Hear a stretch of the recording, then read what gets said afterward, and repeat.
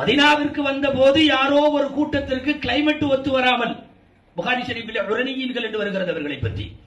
அந்த உரனியீன்கள் என்ற ஒரு கூட்டம் அவர்களுக்கு கிளைமேட் ஒத்து வராத போது ஒட்டகத்தினுடைய சிறுநீரை குடிக்க சொன்ன, அதன் மூலம் சரியாகிவிடும் என்று அன்றைக்கு பெருமானார் தெரிவித்த ஒட்டகத்தினுடைய சிறுநீருடைய தாற்பயம் ஒரு 14 நூற்றாண்டுகளாக இந்த சமுதாயத்திற்கு விளங்காமல் இருக்கலாம். சமீபத்திய அப்டேட்டான செய்தி உங்களுக்கு தெரிந்திருக்கும். ஜித்தாவினுடைய கிங் அப்துல் அசீஸ் யூனிவர்சிட்டியினுடைய பேராசிரியர் குர்ஷிதா அந்த ஒரு ஹதீஸை எடுத்துக்கொண்டு ஆய்வு செய்து ஒட்டகமூத்திரத்தில் இருந்து இன்றைக்கு கேன்சர் மருந்திற்கு அவர்கள் ஆய்வு செய்து அதனுடைய தியரியை சப்மிட் செய்திருக்கிறார்கள். சர்வதேச அறிவியல் மற்றும் விஞ்ஞான கழகங்கள் அதை ஒப்புக்கொள்வதற்கு முடிவுக்கு வந்திருக்கிறது.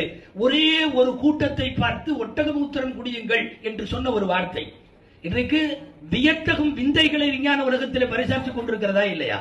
நபிகள் ஸல்லல்லாஹு அலைஹி வஸல்லத்தினுடைய செய்தி, அவர்களின் வாக்கு, அவர்களின் வாழ்வு நிறைவுக்கு கொண்டு வர முடியாது என்பதால் பேசப்பட்டுக் கொண்டே இருக்க வேண்டும். அந்த வேலையை தான் சுமார் 40-50 வருஷங்களுக்கு மேலாக தமிழகத்தில் மீலாது விழாக்கள் என்ற பெயரில் நடைபெறுகிறது. உலகம் முழுக்க நடைபெறுகிறது.